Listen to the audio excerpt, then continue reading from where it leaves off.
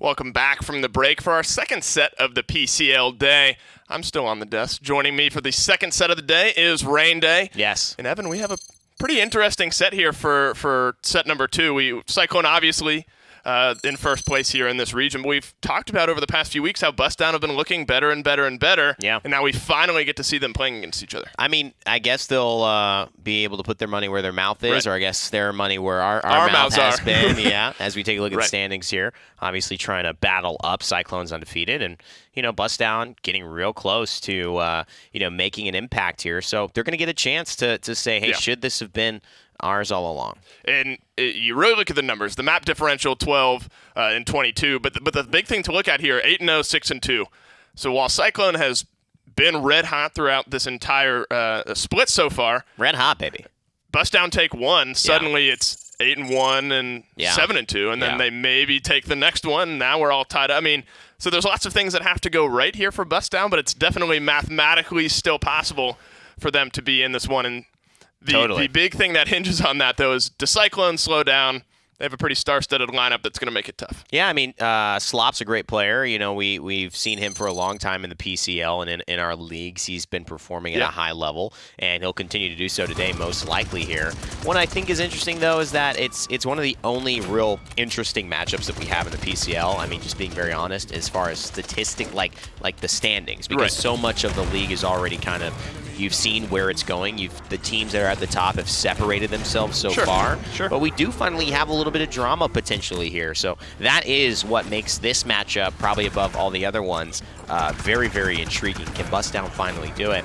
If Slop keeps playing this well, probably not. I mean, 21-2 as far as win-loss here for him goes. The rest of the team, of course, as well. But I think that's a really good point. If Slop continues playing the way he does, Welsh Mania, Kings, the rest of the lineup, if they keep playing the way they are, it's going to be tough to catch up on. I mean, I do want to, of course, we have to talk about Bustdown. They're on the opposite. You know what? I don't want to do it. Let's just I'm kidding. Send it right on through. No, I do want to look at Bustdown, though. Sure. As I mentioned, they are kind of on the upswing in this sense. I mean, they started out a little bit slower, but over the past few weeks have started to sort of flex their muscles a little bit, just like their logo states. Exactly. And Yui's been a big person behind some of that resurgence. Yeah, I think, when you have somebody who's able to flex for you and to provide roles that maybe aren't as traditionally found in some of your standard roster members, you can get a lot of value from it and really open up your potential to beat different teams. What we need to see is how much it can contend against a team that's already knows what they're doing and can do it very well. That's the big question we're going to have to face, with seeing Yui play and with seeing guys like Cool Matt and, Wild Card and things like that. The ability for them to be successful, that's what we're going to have to see today. I mean, flexibility is sort of the name of the game of the current meta here in Paladins. So having somebody who truly is flexible as a player, well, that improves your odds a little bit as well. But you can't forget about some of the other people on this Bustdown lineup, namely Wildcard, sort of throwing his name in the conversation as one of the best Bomb Kings here in this league. And I'm excited to see maybe he brings a little bit of that out today. We saw Bomb King Drogos on Stone Keep in our first set of the day, so maybe a little bit of something interesting coming out in Stone Keep for set number 2. What do you need to see out of Bustdown today for them to take this over Cyclone? Well, what's interesting is that, like I mentioned with the Cool Matt situation, they're going to have him from Cats on Mars today as a borrowed, member for this game. It's a very important game, so if he can actually have the impact that he usually has and his consistency throughout the PCL, then this could maybe become something where it's less in Cyclone's favor. Obviously, I think Cyclone, they're going to have the benefit of the doubt if they continue to play the way they have, but Bustdown adding Cool Matt into the rhythm with Yui playing well, with Wildcard obviously providing a lot. I actually don't know who's getting replaced in this one, so we'll have to wait and see who actually takes the spot away, who Cool Matt takes the spot away from. I mean, it's Emmerfish and Cool Matt are coming in on that borrowed status. The borrowed status. And then Whitey and Aryavan are the ones taking sort of the backseat. But as you mentioned, what role technically they fill is sort of still to be determined. I guess remain to be seen. We'll get a little taste of that here in map number 1, though. We'll see how they're looking to draft. I mean, the big thing too around all this is what do they prioritize, as far as their champion pool, and that's what in console, and especially with the introduction of Atlas and Amani, has been wildly different for certain teams and certain players. True. Atlas cool, maybe no Atlas until they really get it under their belt. Amani Nami's been probably a little bit more niche as far as some players can really do well with her. Some players just kind of put her under the rug. Clearly a valuable pick, but she gets banned this time from Bustdown as they grab the Victor and the Atlas and the Bomb King. Great synergy for a lot of their champions. We mentioned how Wildcard is really, really good on this Bomb King. Oh, yeah. So it's exciting seeing that come out game number 1. And we mentioned Stonekeep as well. It's not going to be Bomb King Drogos again. That was a bit more of a niche pick, I think, on the opposite side. Khan, though, has sort of been the one to contend that Atlas pick, sort of going tit for tat, one or the other, sort of the way it normally goes. Genos and Tyra, though, Cyclone, they're setting up for a double damage amp lineup here. They certainly are. This is deadly. I mean, you look at this. You know, first of all, pretty synergistic. Genos kind of standing out as he likes to do, the Celestial being, but it looks good. It really coordinates on getting some of these trickier targets to burst down, especially with Atlas and Inara, because you know you look at how hard it is to kill them with the second chance and just with Earthen Guard and their defenses. Should be a decent lineup for Cyclone. Do Bustdown have the damage to kind of counteract what you're seeing on the side of Cyclone? They have it, but are they going to be able to have the mobility to match the Koga? Scary. He's going to be anywhere that he wants to be, and that's really the issue with it. Victor and Bomb King both not as mobile as the Koga can be, so that could be abused here. Well, Cyclone are preparing us for an interesting lineup here on map number 1. I'm excited to see how it plays out. We got to send it down to the casters to get it started. Well, I'd say Bustdown here. Oh wait, we're busting down on them. Hit the pose. They're looking pretty good. We got that badass little tune in the background too. That's gonna be a GIF in about 2 minutes, 3 minutes. We're making it easy for Let's see how long. Let's see how long it takes Bayshore to get there. Make it easy for me. But hey, Bustdown, I would say Stonekeep wise have a pretty solid draft overall. Being able to come into the Cyclone though, they got the Genos, they got the Koga, and those two together, we have seen kind of demolish anyone and everyone that opposes them in console. And Koga has made the flip-flop back away from the Dragon Fangs over to Young Adrenaline Junkie here. More of a submachine gun focused type of gameplay, revolving around restoring your energy, hitting those shadow steps, which is, I think, unequivocally the best ability in his kit. Immunity to everything, cleanses your debuffs, gives you some health, gives you some ammo back. Very, very good stuff just to keep Koga self-sustained in a fight. I expect you're going to hear probably this a lot overall. Slopodopoulos dashing around to stay alive, although I will say it's a pretty hard-hitting lineup to go against. You got Victor, who you were pointing out. A lot of the clips that we end up getting for console ends up being Victor players because they just do well. He just always is able to find kills. And see Slopodopoulos, he kind of changed that and take him down. Doesn't have the opportunity to skewer through everyone and get the big cleave damage out. We'll be able to play off of all this damage amp. Hopefully find some early frags here. Cool Matt pressured out. Everybody pressured out for Bustdown, and CycloneGG take control of the map. You'll notice Cool Matt is the one that Slopodopoulos here is boxing out. Not someone that he normally ends up playing up against, but he's being borrowed here by Bustdown from Cats on Mars. Because Cats on Mars got a 3-0 because the team they were going up against forfeit. So it was very easy for them this week. So he gets to come in and have some fun in the EU scene. 54% for Cyclone here. Cyclone Bustdown, #1 and #2 in this region. So you can see that reflected, I think, in the closeness of this play. First blood at 2 minutes on the clock. Slopodopoulos finally finds a Pirish. And now being able to get this aggressive, like Wildcard looks like he's locked down and pushed out. Yui has almost nowhere to be able to get aggressive and get back to the objective. And so with this damage and with this kind of control, Cyclone just get to chill on the point. There's going to be a great shot from the Natix, and now you will get the overtime touch for Yui. You lose your mainstay DPS. King Bomb rolls through, hits the barrack. Big connection there. They are able to get the kill on the Smutney, but Kings with a nice counter initiation off the back of his crossfire. Temporal Divide goes up, struggling to get this damage out. Setback will pull Kings further into trouble. He's looking for, I think, the support here. Things are getting a little hectic. Yui on the objective finds a triple kill on Inara. You just can't let that happen. I mean, that's just game-changing. Like that literally has altered Cyclone's future with the way things have gone in. I mean, this is a team, again, that usually I would say overall has taken the best of Bustdown. We've acknowledged that this is a 1-2 matchup. This one could go 5 games and could be very contested between the two. But to let Yui back on the point there, to watch the Atlas, I want to say, just walk you down and to try and focus, I think, Dreams was the big issue. Yui gets a triple kill because that entire time Tyra is just not firing at anybody, trying to get to the back, trying to get to this Saris. when admittedly all you have to do is just mark up the Inara, mark up the Atlas, and just do whatever you can to kill him. This happened a little bit on Timber Mill, of just even in those later rounds, teeing off in the frontliners when the supports were pretty readily available to be pressured. I think some more focus on the supports wouldn't do any of these teams harm, as there's been a lot of large healing numbers through today. Slappadopoulos does find coolMatt diving even deeper into the back line. Looks like he will be able to skate for now, trying to make sure that he jukes this Inara out as best as possible. He's got the mark up on the Bomb King, but the setbacks are so good from Emberfish. And this has just been so good in general. As Atlas is able to come through, there's going to be a free time and space that just kind of comes through. Again, it picks up coolMatt. Like, I don't know what he is. He has got a magnet for those things. And he's going to be taking that spill one more time. Yeah, wait, he just respawned, didn't he? I mean, I'm pretty sure he came back into the fight.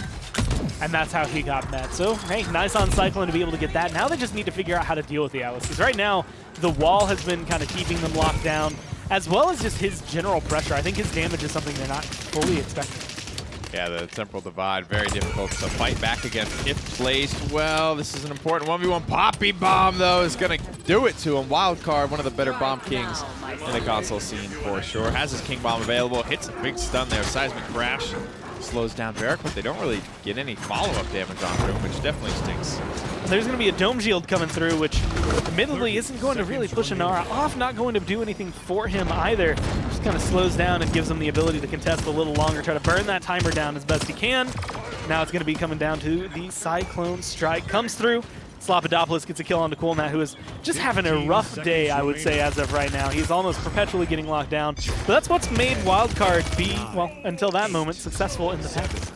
Last couple of seconds here in this round. There will be no overtime. Nobody is anywhere nearly close enough to contest this one out. Khan maybe toying with the idea of Commander's grabbing somebody. Still has the overpower available, crossfire available, Cyclone Strike, Dome Shield, and time and space, however, were used at some point in that last round, so they won't be available immediately for this next fight. It's always something to keep in mind is the ultimate economy of these characters as we go in from round to round. And though it wasn't all his doing, the triple kill there on the objective, highly efficient here. 17,000 damage, but still 3 killing blows for Yui. It's one of those moments where that's the, you know what, I don't really care who kills them as long as they die. It's fine. It just happens that Yui gets a triple kill, makes this Inara look really good, and maybe makes it a little more important for someone like Slappadopoulos to flank a lot harder, being able to go into the back, get rid of Dreams early, considering how big we saw Saris play a role there and keeping that Inara alive, keeping that Atlas rolling. And if you get rid of that support, it just makes it so much easier for your team. Temporal Divide just dancing back and forth, allowing Inara to get right up in the faces of Cyclone before feeling any type of pressure. Virtus is going to pull entire into a rough spot. Easy follow-up there for the boys in blue. So far, nothing really working out for Cyclone here. It's like a 3-man drop, 4-man dropped coming through. The support's alive, but it looks like he just ran back to base as fast as he could. Has no mount to get back. Damn. So going to be relying on his own move speed. And the one thing that went well for them overall with their defense plays no effect on this point fight. That one temporal divide, like just coming down, having this giant wall that you have to dance around, having a rewind like that, it just seems like they don't know how to deal with this Atlas on this map. And that was just a setback that won that team fight there. Nice second chance is going to make sure that the time and space doesn't do too much. Exile on the Khan. Exile looking for Koga, spins around, tries to no-scope. Tyra will eventually get it. She's out of the fight for the next 4 seconds here. What can they do with the time bot? Well, they're going to be able to get a rewind, 1 kill. Not quite a second as Slappadopoulos jumps in, make sure his name is on the board. But it is going to be coolMatt, and it is going to be Victor once again coming through. And that's going to be the battle they're going for, 99-12 as they fight forward with it. But it looks like Cyclone are the ones that are hurting the most. They're going to be able to dance on the objective a little bit here, but they've just been losing left and right. Finally a kill on the coolMatt. Should open this and let them come back in. No comeback mechanic. They're going to have to do this one the old-fashioned way and not with a lot of ultimates either. King Bomb, Seismic Crash, and almost another Convergence. Should make this a relatively simple take-back attempt for Bustdown. They got away the Bomb King just now respawning. Grenades coming out. A little bit of pressure on the Welsh Mania. He's feeling the heat here from the right-hand side pressure. Victor taking his shield down to half HP, and the fight's about to break out. Oh, there's going to be the King Bomb rolling around. A Seismic Crash was channeled a little before that, and it's just going to be perpetual stun locks for this Barrack. They're trying to kill him as fast as they can. Overtime ticks down. Cyclone, they only lose 1, but they lose the fight with it because everyone vacates the objective, and Inara, she just makes it her home. Now you're going to have a Cyclone strike, a bunch of ults coming down. Even if they get a bunch of kills here for Cyclone, they're just stalling this timer now. 2 minutes they have to wait. Plenty of energy to spend here for the Koga player. Getting diving under the Bomb King, I should say. Still unable to win that 1v1. Bomb King, one of the best boxing champions in the realm. You can see maxed out HP here for Wildcard. All types of stuff in the loadout that keeps Bomb King fueled and ready for battle in these 1v1s. King's New Cloak, King's Court. In fact, if you were watching during the break while it came into the set, you could hear Evil Eye talking about these cards, essentially, when it comes down to it. I think Royal Decree was in there. A lot of players like to run it at 3. Give me that reload speed, keep those bombs coming, which in turn keeps you alive, which in turn keeps your health bar full, which makes everybody happy. At least the team here playing on if you have the bomb. This is the maximum sustain style of loadout. When you're getting 75, like imagine, you're liking HP enough to put 1 point for every 50 HP. Every point into your healing card gives you 75 additional HP on top of that. So you're maybe getting close to 2,800 HP after just firing off 1 clip with Bomb King. Being able to dance like that, especially like you had said, as the boxing king, I mean, you get to come through. It's going to take you 2-3 extra shots. Calculated. That is why you need level 5 of King's New Cloak, though. 2450, and Gen Assault does 2400. You are able to just barely squeak out. And as long as there's no follow-up, there's no AoE, there's nothing to blast you, you're feeling pretty good. You love it. Definitely a tight butt cheek scenario there for the Bomb King, though. Don't get it mistaken. It's never easy to take one of those lasers on the chin, even though you will survive. It's always tough to see that one come through, and you never know when the follow-up might be there as well. 28 seconds on the clock for Bustdown on their second attempt at the offense here. Big problem is they don't have any way to kind of like dive in. Something has to come off the back of one of these temporal divides. I think you angle this appropriately. You give free line of sight for Bomb King and Victor, and they have to make it happen. And this is exactly where they stalled last time, although a kill on the Slopodopolis might be able to help them move on forward, especially if they get rid of Barrack. Last time he dropped the Dome Shield here. The question is whether or not he's going to go for it again. The shield, the bowling ball shield, not going to be enough to keep him rolling. And now it's kill after kill after kill. There goes the Khan, a double kill here for Yui and for Coolmat. And this payload, even though it was stalled for a long time, looks like it'll walk through in overtime. And the pressure's just relentless on the door here. Koga's going to jump down, do what he can, but Bustdown will push it through all the same. Got to remember that was almost a stolen offense there. That was very, very close to going away. I think of Cyclone, if they were able to just hold on and get a couple more kills, so you could see 99 to 18%. They had a big mountain to climb, but because of that 99% captured early, it allows you to really sneak onto the objective in the chaos of a team fight and maybe be able to pull the payload away out from under the noses of your opponents. And now they're facing this awkward scenario where if you look at the point fire from last round, Bustdown got 99% before Cyclone really were able to do pretty much anything on the objective. Now they have comeback mechanic from Cyclone, which means they'll capture it double the rate, which means that they could catch up and potentially take this one and push it to a longer game. We're coming on 12 minutes here as Bustdown might actually be able to close it out and honestly start this set on a completely different scenario than I thought we were. Deep dive here early into the Cyclone strike. That might just be good for a kill on a Victor, and it will be, but set back out of it. Or will Slopodopolis end up. Shadow steps the convergence as well. Weaving in and out of the backline here, trying to keep his energy as high as possible. And if nothing else, you got to say Slopodopolis bought a ton of time there with people looking at him, trying to take him down, and is a big reason for the success of Cyclone in that fight. A ton of time and enough dancing to be able to, like you said, distract pretty much everybody that came into contact with him. And then by the time he finally stops, he just stood behind the Bomb King and melted him. And that is not, I don't think it's, I know it's 3 for 3 on shots, hunt to Coolmat that have connected. I don't know if he's 3 for 3 on ults. I think he's thrown out 4 or 5. But here comes the King Bomb. Go to the back try and rectify a little bit. Barrack, he's going for Barrack again. He stuns him on the other side of the shield, by the way. Just kind of throws his life away. There's a support and a DPS. I think it was Koga back there available to be stunned out, slain by the Bomb King even. Barrack's so good at taking those on the chin and just not giving a damn. And there's a little bit of a recoil when you run into somebody or explode your King Bomb. You kind of get knocked back a little bit. So if Barrack just drops the shield, takes that on the chin, because of that inherent knockback in the ability, he's going to be able to separate you from him with the barricade. And that's exactly how he played it, right? I'm going to stand on this side of the shield. You can throw bombs, but it's not going to damage me at all. It's not going to do me any wonders. fact, ends up actually working out, I'd say, even more for Cyclone because you've just put yourself as wildcard in a terrible position. You get melted down. They grab the point for Cyclone. They're now halfway through this push coming in on the arch that is so far stalled out Bustdown. And with a kill on the Smutney, it should stall this for a little bit as the respawn timers come through. Just good healing from Dreams, keeping everyone topped off. Yeah, you can see Cauterize is starting to become a thing, though, as Cool Matt doesn't drop in HP, but he doesn't raise in HP either. Slopodopolis able to cancel out all the HPS, getting pumped into that health bar. Wildcard finds 2, though. Shuts down, squashes this offensive attempt here. Cyclone have to regroup. Spend some of that money, though. They're happy to do that, I think, for their first offense of the game. We were going into this round 3-1. Cyclone finally gets themselves a payload and even things up here. Nice little setback. Khan was about to take control of that room, but no longer. I mean, the shots are good from Immerfish. This is the one thing that Khan brings, I think, that a lot of teams might not be prepared for, and even if you're prepared for it, I don't know if you're ready to handle it. It's just 900 damage from a front line from range. Yeah, you can kill him pretty easily if you lock him down, but locking him down is the hard part. He has so many things to either put you out of the fight, put him out of the fight, keep himself alive a little longer, so it makes it a lot more difficult for someone like Slopodopolis in this scenario, maybe the Genos, maybe the Tyra, to show their head and feel safe.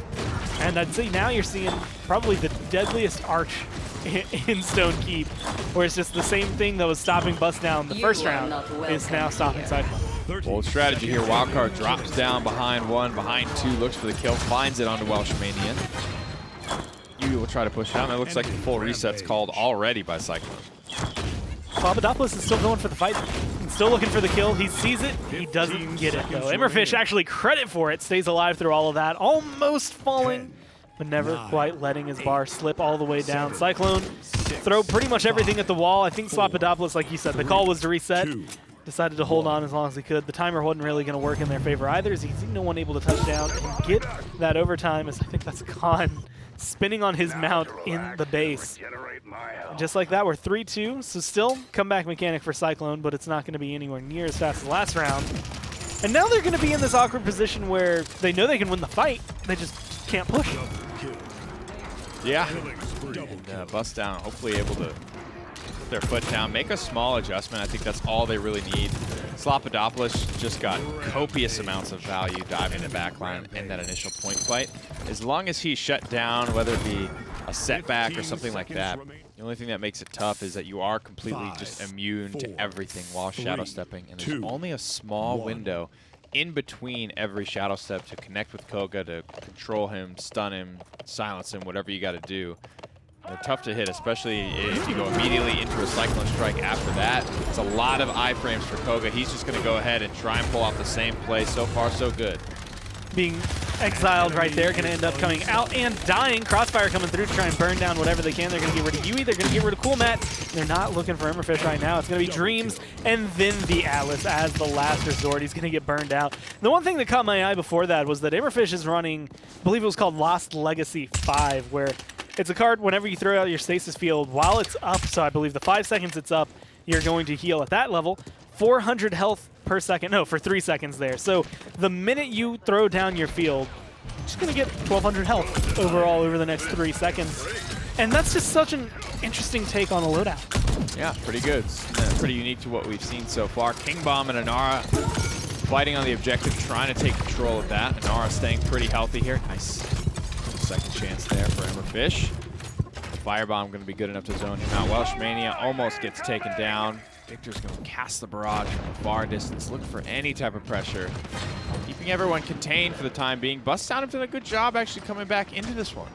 And holding on to it. I mean, nobody right now on Cyclone has jumped off the point. They're going to have to here in a second. They get the overtime timer.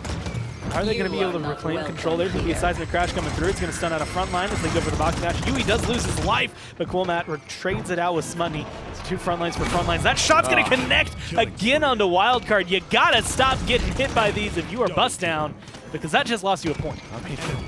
Fanatics doesn't get the kill one time, but I don't think I've seen him miss one of these time and spaces. It is absolutely a game-changing ultimate. And it's not one that I really write off as it needs to hit every time. It's not guaranteed value. You could go a whole game not really connecting any of those. And I wouldn't really be too surprised. It's a pretty tough ultimate to connect, which is, you know, all the more credit to what Fanatics has done this game, connecting 4 for 4, 5 for 5 at this point? I don't know. I mean, it's definitely it's not an easy thing to do, and the fact that he's been doing it so regularly, mostly on the cool map, but also on the wildcard, like picking up high-value targets every single time and locking them down. It's opened up the door for Cyclone to come on in. There's going to be a barrage to try and stall it out, but a minute 47, everyone on Cyclone still alive, still healthy, still pushing, and Slopodopoulos in a good position to potentially come around and get some kills. Cyclone were down, but never out. 3-1 was the scoreline at one point in favor of Bustdown. But the flip and the flop has come through. I think it's largely in part to Slopodopoulos being fearless on this Koga and diving in, successfully getting kills almost every time he does it. Another Cyclone strike is charged up. He's just going to pop it for the immunity, let his team clean it up. And I got to say, pretty impressive stuff here from the Adrenaline Junkie Koga. And it's the angle he plays it at, right? Cyclone come in, they take that as a 4-3 with that final push.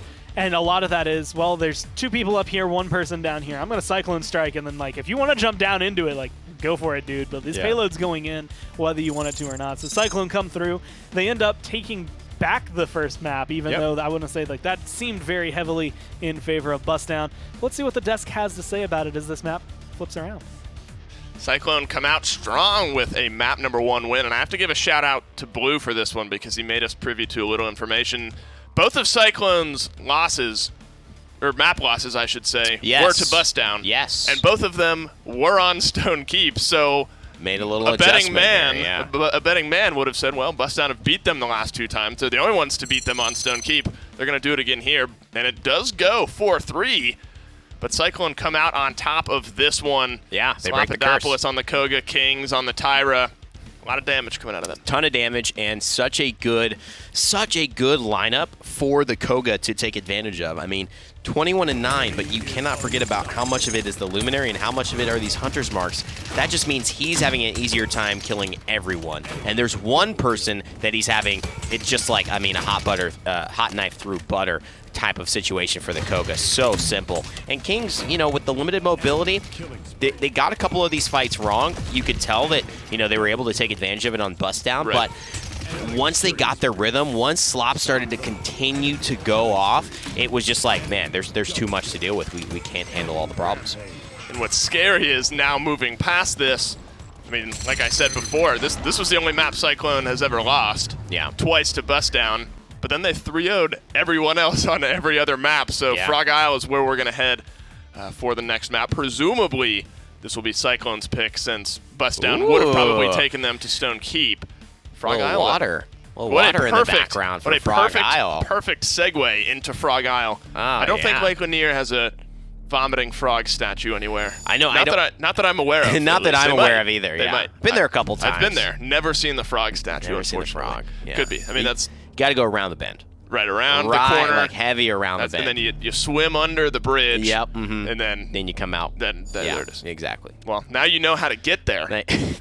Don't try that very on specific. Your own. Very specific. You need a guide, so don't be like swimming underwater looking for how do I get back up. Isn't it Lake Lanier that they flooded? So there's technically a city beneath it or something, or a small town. I don't know. There's not saying Atlantis is underneath Lake Lanier, but I'm not saying it's not. No, I am. It's not Atlantis, but it is a city that was flooded, I think, underneath that. That's a little Georgia fun fact for you. Yeah. Lake Lanier has a town beneath it. Yeah. Tragedy. I mean, it could just be... No, I'm kidding. No one was in there. No one was there. Yes, it was on... Sorry. Yes. Heard not how it happened, but we'll let you imagine that it is. Now we have a lake. It's like, but all the people. No, that would be... It is reverse Pompeii. Yeah, exactly. It's not fire and brimstone. It's just a whole bunch of water. We're going to move past this. A little bit of a dark subject here, but Victor Khan for Bustdown. Definitely. Sarah Strix for Cyclone on to Frog Isle. Canessa's still available. We've seen some teams sort of go the double sniper ban route, maybe feeling that will give them sort of an advantage here. Not getting banned out, but Strix getting picked up for Cyclone and the Ying as well. I mean, I like both of these starting compositions, but what strikes me as odd is the Sarah so early. And it can only make me think that Cyclone is really trying to see as much of Bustdown's lineup as possible before making a decision on their DPS. So Bustdown now having to commit basically 4 champions before knowing exactly what Cyclone are going to bring. Remember, Cyclone brought the Koga last match. Will they do it again here and have the inability to really flex towards the value? Smartly, Bustdown does save a DPS flex towards their 5th pick So they know that the Bomb King will be what they're going up against. I think Bomb King is a pretty safe pick in this scenario. Pretty versatile as far as playing into matchups of all types. But Bustdown are going to have one more pick here. Is it going to be the Kinessa? It's going to be the Imani instead. So maybe an early distinct range advantage going to Cyclone just due to the sniper. But they have a good lineup on Bustdown. I mean, I like Cyclone. And here's the thing, though. If you have first pick and you're getting a Saris, you are somehow doing it kind of wrong. Not saying that this won't work out for them. They're all great players.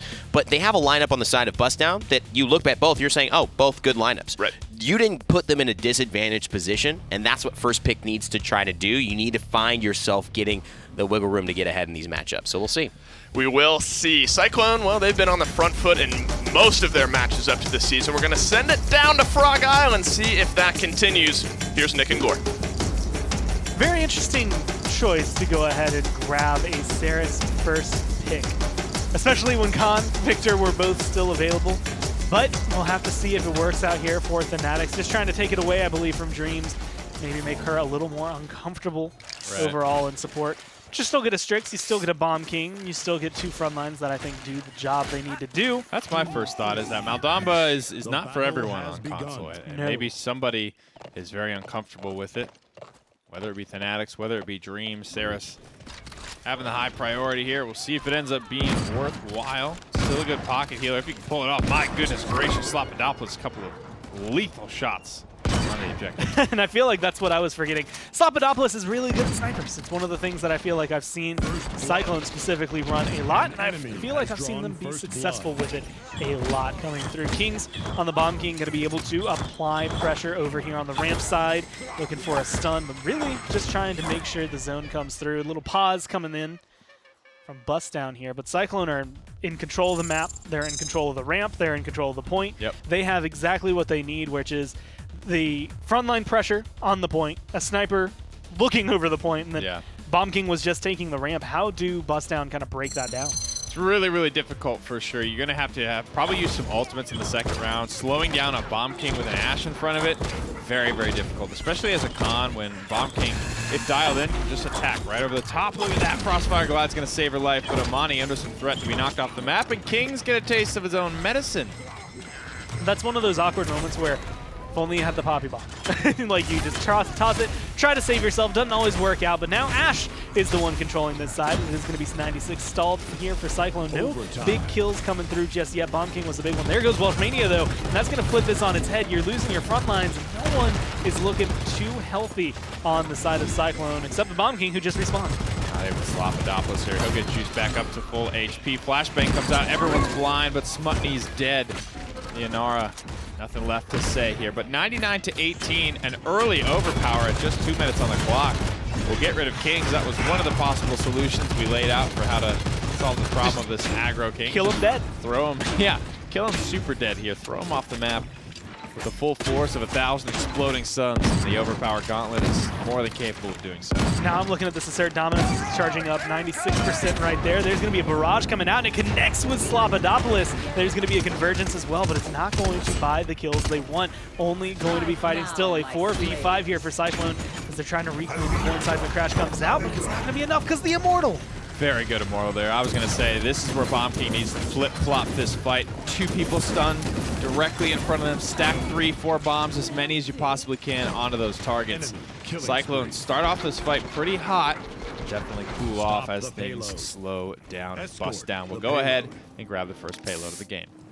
Being able to set this up, it looks successful very early on, and it does come down to Bomb King playing the ramp in an awkward position. If you have Ashe there to maybe still ward away a con, he doesn't come down and grab you and throw you off the map, much like you almost saw right there.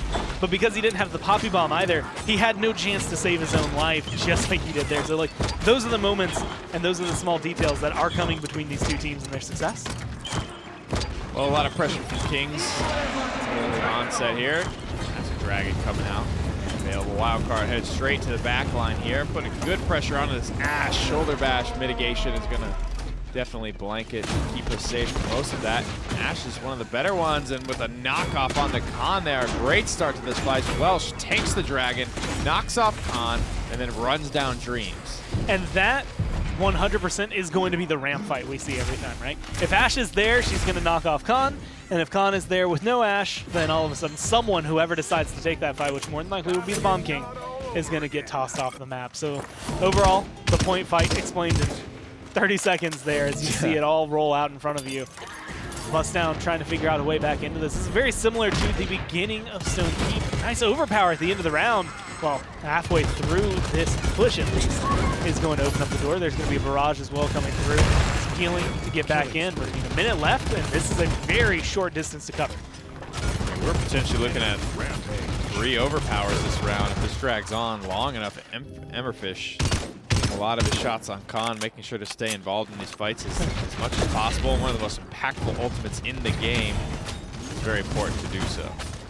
Nice knockback, a couple of good shots, but no one is contesting the payload. There is going to be someone touching down, at least to be able to stall it. He doesn't want it. By the time for the Inara to get there, it's not exactly where you want your sniper to be, but sometimes you got to do the dirty work. Slapidopoulos tries, and then they just get pushed out anyway. Tough stuff there. Tough shake indeed. And the sniper, usually such a big win condition, sitting at 0-3 here. Welsh Mania definitely big storyline on the defense there, but they have to get something more going earlier. He can't be the only one here with a kill. Kings and Welsh combining for the only kills on Cyclone. But still, at the end of the day, it's a poultry 3-9 slash line. Everybody else going completely killless here. Perhaps the first pick, Saris, not paying the dividends they had hoped. Well, I think the idea is that Dreams, out of everything, prior to this, we've seen play a variety of supports. Chinos is normally #1 for Bustdown, but then it does actually go towards the Saris. So it feels like let's try to make their support uncomfortable. The problem is that Ying is going to fit in kind of like Moldava. I feel like going to fit in kind of like Saris. Like, it's not going to be so outlandish that they just can't run it. So far, it seems to be working for them. There's going to be another good Immortal. King Bomb rolling through, trying to find somebody. Wait for that timer to go down. It's going to wait just in time. That's going to be 3 clean kills for Bustdown. Looking like a 4th if they can get rid of that Fernando. Well played there to Kings. He definitely bought enough time. Very, very patient on the King Bomb roll. It's not an easy thing to do, especially with the turning radius that King Bomb has. He had to basically U-turn to get back into that fight. Found a way to pull it off, though, and it's going to pay big dividends for Cyclone as they get the go-ahead capture off the comeback mechanic. Very, very clean execution. Control so far shifting very heavily in favor of Cyclone. They use a lot of ults to get there. They have the comeback mechanic while they're doing it as well, so they're capturing incredibly fast. And the question is whether or not they can keep that amount of pressure up, that amount of push up with a payload. Snipes are coming through, and they're connecting pretty well, but they lost Welsh, and it doesn't seem as though they're ready to fill that void with any other body yet. They're just going to back off, let the payload do its thing, then come back as a full force. 50 to find their way home. Got to spend some of those credits, though, to get themselves tied up. Let's take a look at the items here. Usually after those 2-0 rounds, you see a pretty hefty item lead here. Wildcard, I think, is a good barometer to look at, as he is already fallen back out of favor here. Struggling to find some poke damage. He's at Cauterized 2 with 700 credits in hand, whereas Slapidopoulos, even after going killless in the first round, is at Cauterized 2 with 200 additional credits over the top of the Samani. And part of this is how champions earn credits, because based on what class you are, frontline, support, damage dealer, flanker, doing particular tasks like just doing damage, hitting a lot of people with your shots will get you extra credits. As a damage dealer, as a flanker, if you're able to solo kill people or get the killing blows rather, that will get you a nice little leverage. Staying alive at low HP, if you're a frontliner, contesting the point, that type of stuff, all gets you little credit bumps for performing your role properly. That's the one I think I see the most, is just contesting payload. Sometimes it doesn't matter whether or not you're actually getting too much done. It's just farming the credits, standing on the point, contesting the point. That's where you see them come through and have the potential to keep up, and sometimes even surpass their DPS in terms of the item store. Right now, it's looking like maybe you need a little more from the DPS on Cyclone. They work well on the point, but it seems to all kind of be slipping through their fingers. Maybe lesser known fact of, like, when you're contesting the point, or the payload, I think, as well, depending on how many people are actually there in contest range, it's actually worth more credits per second to be there. So say all 10 champions are standing on the objective, you get something like 10 or 12 credits per tick for being on that point. So a very kind of lesser known mechanic, but something that's kind of cool to know, and it's part of the reason why we always usually see front lines and supports, the characters that play the objective usually be the highest net worth. It's also part of the reason I think you would see maybe some DPS players kind of avoid it when they don't need to be down there. It's not worthwhile to give credits over.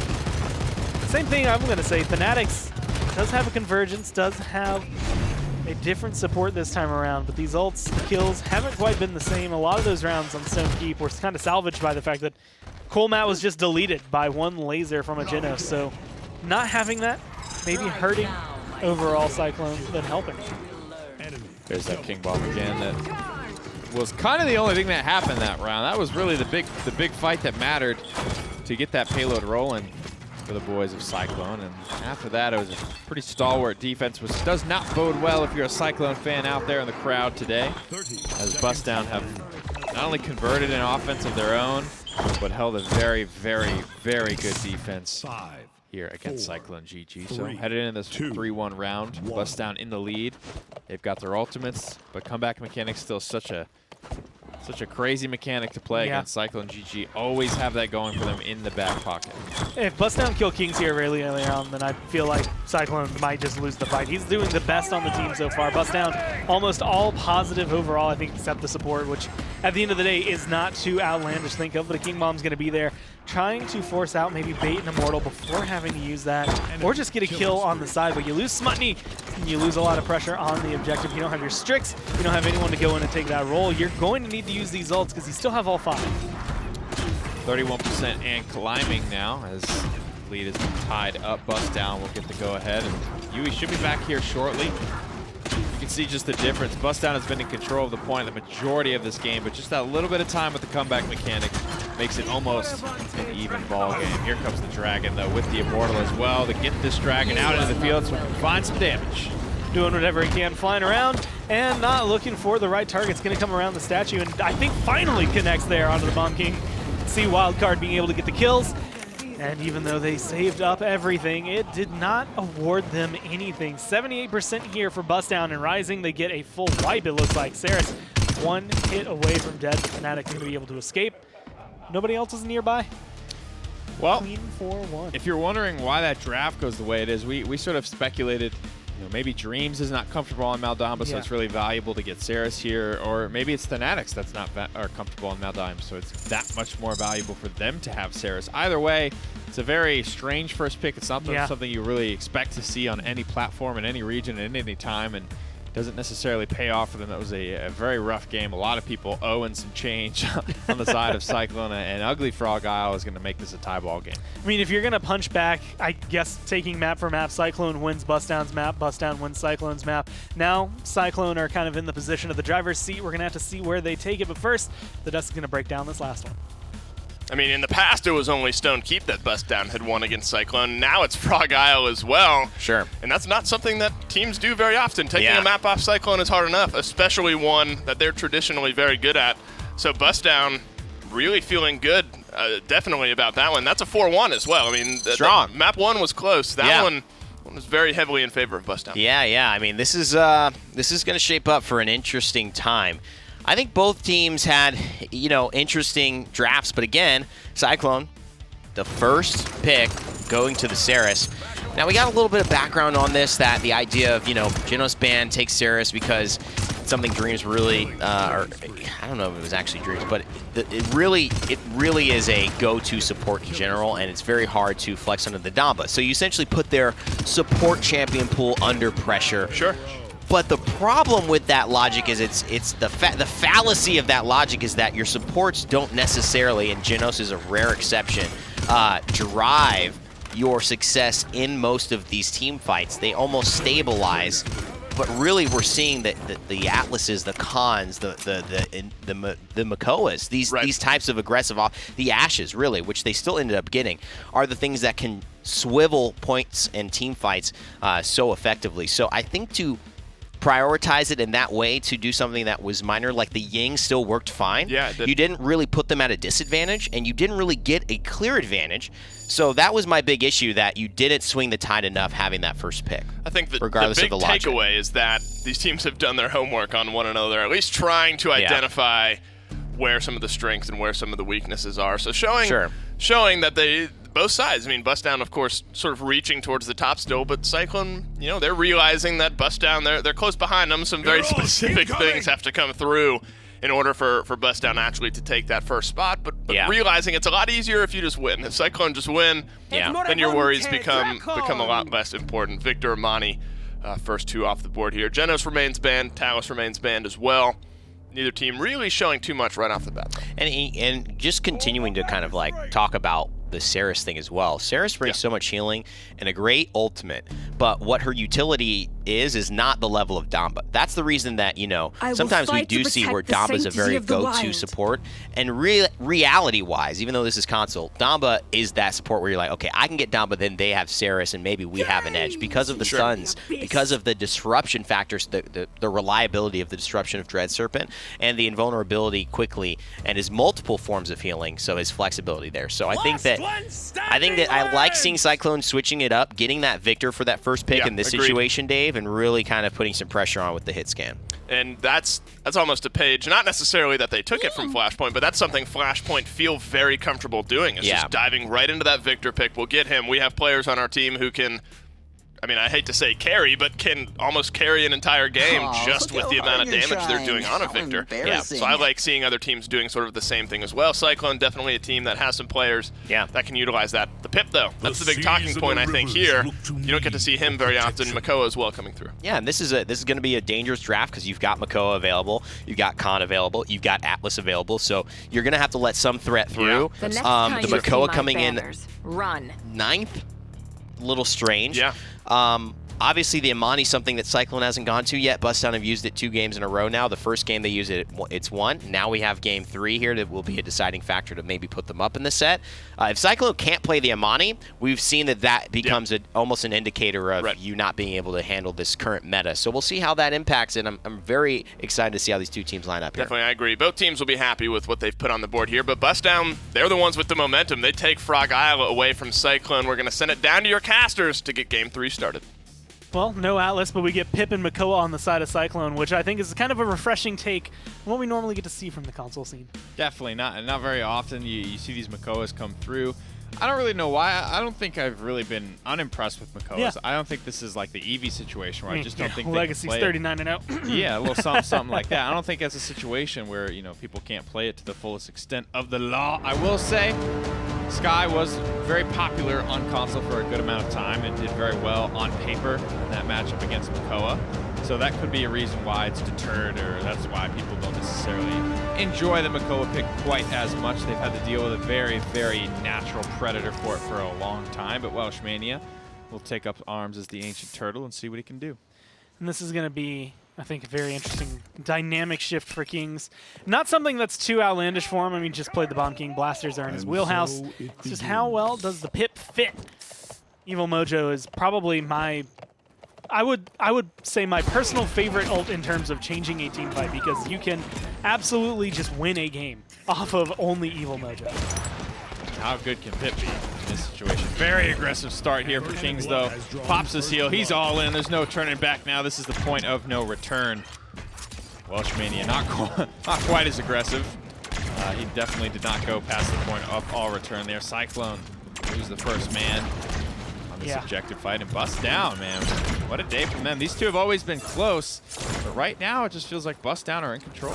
And it does very much feel kind of like what Evan had pointed out, which is that if you're not picking the Amani, and maybe you don't feel as good about the Amani, and the same thing we saw with Atlas, that's been almost indicative of, well, maybe you just don't know what is going to be the new meta, the new hotness as it comes through. And if Amani is going to make a big splash here from Coolmat as it did last map, all of a sudden you have to start rethinking your drafting strategies around whether or not you can pick her up or if you should pick her up. Such a big key player in the metagame right now for pretty much every league, it seems. Frostbomb One of the best non-ultimate abilities in the game. Hits a nice little double root into the back line. Big damage as well. 800 if you can connect it at full distance. Khan doing a beautiful job out-dancing Makoa. He stays alive here, but what an angle played by Kings. I don't know why you would drop. You had such a good little angle there to play. Now he's under threat. Will fall for it. Just mistakes. I feel like Kings is starting to learn that Moxie can only save you so much in these engagements. You can get that double tap, that second life, I would say, more with your heal, with your own potion, but it's only going to get you so far every single time. And when you're up against a lineup like this, you can't put yourself in danger for it. So Pip, that's twice now we've seen him jump into danger and end up losing the fight because of it. And Bustdown take advantage of every step they can and grab the point. Well, this little hook's going to pull Leon up onto the high ground.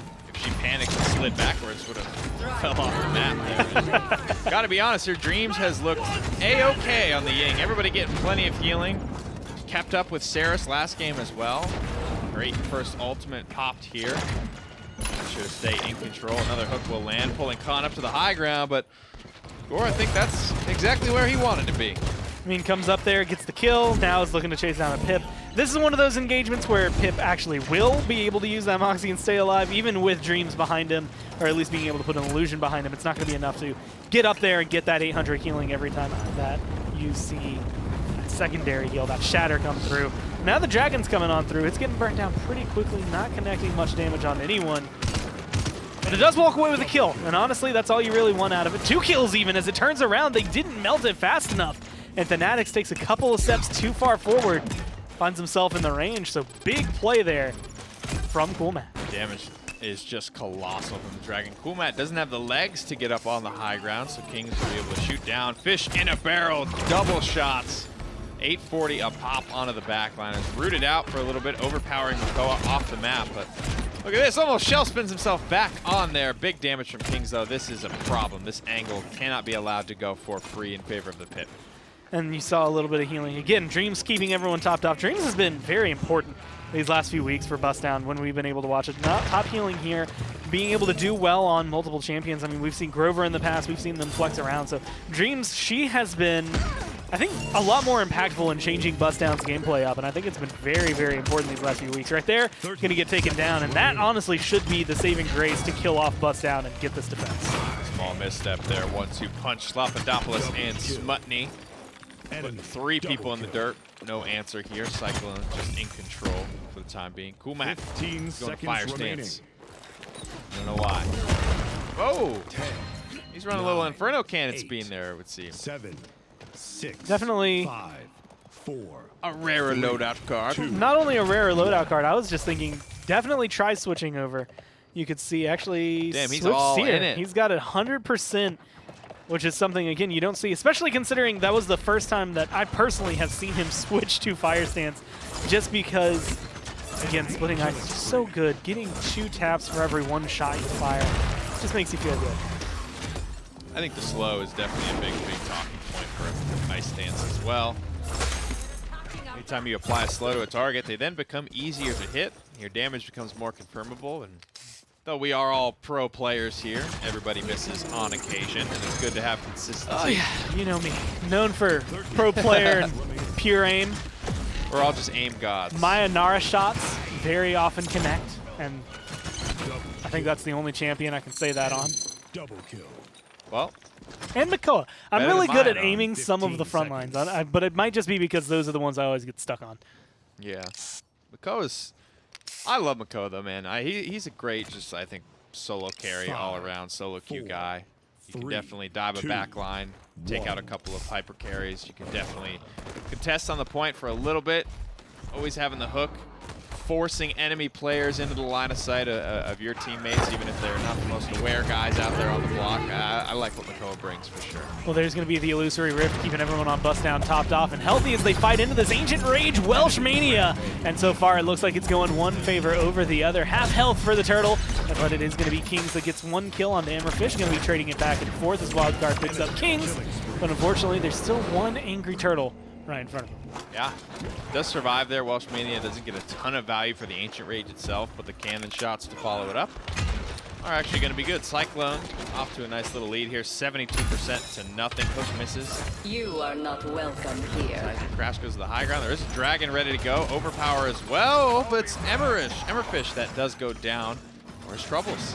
Well, they're going to be dancing. Dream's going to be able to get rid of Slapidopoulos, and now you have two front lines on the objective coming through. The Ying Illusions and, of course, Shatterheel are going to be coming through as Life Exchange has been picked up, but it's not enough to keep Yui running forward. There's not enough damage. The Dragon comes in, but it's way too late to make a difference. Yeah, you're going to finally kill off the front lines, but you lost the point while you were in the air. Big Dargan indeed. One that's just dust in the wind at this point. He's spinning around in circles looking for targets. What a cool ultimate, though. I feel like that's so one. sweet. It's fun to watch when you're playing it. I think it's, I mean, very similar. You know, that would have been spoilers. I'm going to hold back my tongue on that one. But very similar to what you could see. I love watching the dragon from the ground because I feel like when you're on its back, like when you're looking at it from that angle, you don't kind of get the full effect of what it looks like on the battlefield. You're sitting there and like we're watching Saris, and it's like Saris can do nothing against this dragon. It looks pretty awesome. There it is. One more dragon, a couple more chickens to be fried up. Kings has done a good job following up on his evil mojos there. 2 free kills come through for Cyclone as they are now poised to rush this offense in and maybe go up on a 3-1 lead here on Serpent Beach. I mean, if they push this in, it's going to be a nice return to form for them. It was a rough game 2, I think is the easiest way to say it. The question is whether or not that was Bustdown playing well, which as of right now, I think we can absolutely say Bustdown has just been playing well for the first 2 maps. But now you're looking at maybe a little bit of a shaky attempt at defense here. You're going to be getting too aggressive there. If you're wild card, you go for a nice kill, but you don't find it. So you don't get the refund on your ult, and you just end up in a bad position. 56 on the clock here. Fish trying to buy time, putting the shield in front of Makoa for as long as he possibly can, and we'll buy him a ton of time. Commander's Grab could throw somebody off if he was thinking about it. Not quite on the mark there with the old flip and switch. We'll still get the kill on the Welsh. 2 for nothing here. The defense holding strong. Slipping around that wall, looking to try and keep this in overtime, and it's going to be contested as of right now, but it doesn't look like Smundy is long for this world. Goes to jump off the map. Credit goes to Emmerfish. For the next 20 seconds, you're going to be looking for a zone from Bustdown. It's not quite, I want to say, finished yet. There's still a chance for someone to come in, touch, get overtime, cause an entire sort of ruckus that is going to be a huge fight. And I'm looking at that Makoa right there. He's waiting patiently, still on his mount, going to be coming around the corner. The shell spin, he's going to be able to get the touch. We'll see an overtime here.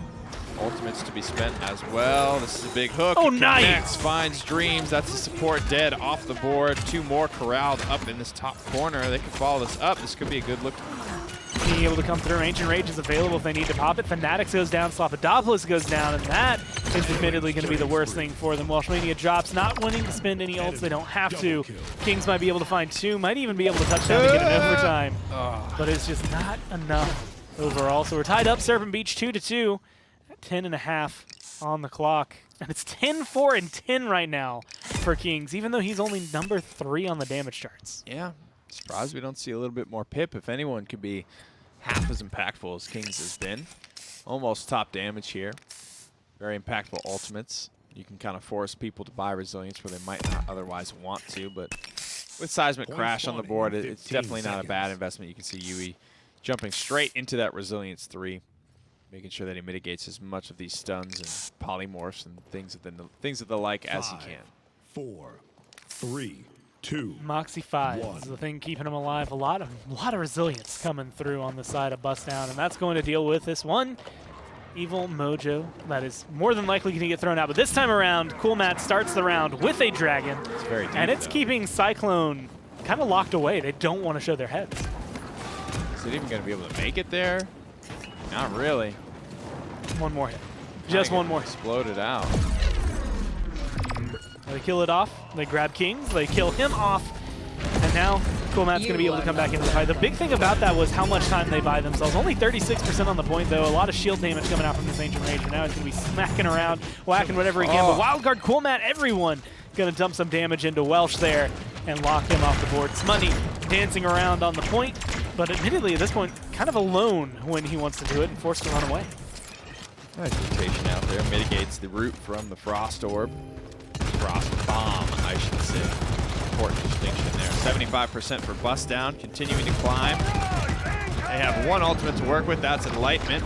No kills from the Barrage. Enlightenment popped just for survival. Now the shots are coming true, but Hammerfish is going to be the one that ends up falling, trying to do, I think, an Inferno Cannon from the high ground there, from the Amani, doing whatever he can, trying to make as much use out of that as he can, but it is Slappadopoulos, it is Kings that are making the kills right here, and Cyclone, in another return to form, and a return to fashion for them, come in and reclaim the point, but that is a 99 on the other side to 51 on them, so they're going to need either a good zone or one more good fight to really keep this one in their favor. Cyclone and Bustdown, such close competition for each other throughout the phase. He's going to just jump in there and pop the dome shield, put it all on the table. Bustdown look for a way to get a foothold here and get themselves planted back onto the objective. And the shots are coming out true for some. I mean, they're going to be able to ring his bell a little bit. 99% and overpower as well. Looking to throw it off. Unfortunately for him, he's going to be locked in one place. They still get the kill. They still lock him down. They grab themselves a point. And now with Pip's, well, big headshot shouldn't be the most difficult thing as he runs away. Just making sure you burn him down. They get the push. Yeah, that's the important thing there. Nice movement from Kings as well. Good movement, such an important role and part of the kit. Emmerfish with the kill on Slappadopoulos just via commander's grab. That's always a satisfying way to take down an opponent. Bustdown, gotta give him credit. That was a ballsy play on that take back to just run in there, drop the dome shield, and hope it worked out, and it certainly did. Great kill onto Inara, transitioned into an overpower onto the support. Well executed for sure. Well, Yui just trying to stay, at this point, aggressive, try to keep this payload moving forward. This little cat wall that's actually right above the payload right now. It's probably like the quote-unquote choke point for this. From that point to the rest of the push, it just becomes difficult because you're playing into a nice open area that favors the defender. So here it's going to be Bustdown looking to try and figure out how to burn out Cyclone, and it's going to be taking kills like that. Get rid of Welsh, maybe pick up one more, then you can move in. Keep it as a 4v5. Makes it a little easier. Cool Matt likes his Inferno Cannon. He certainly does. And his Dragon. We'll definitely pop the Dragon off the back of the space created by the Inferno Cannon. This is the path he took last time. Let's see what he gets. Looking to try and burn through. There's going to be a shield around the Makoa and the Pip.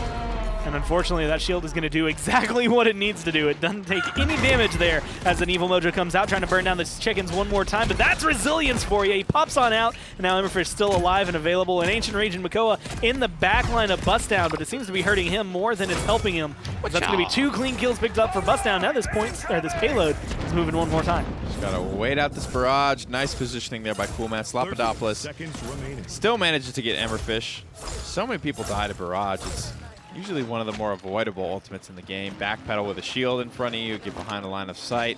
As long as you're not taking 2 shells back to back, most of the time you're able to survive fairly effectively against it. He's got 2 shells. 10. One for the front line, unfortunately, as it comes through and kills it. I was trying to think of a good way to follow it up.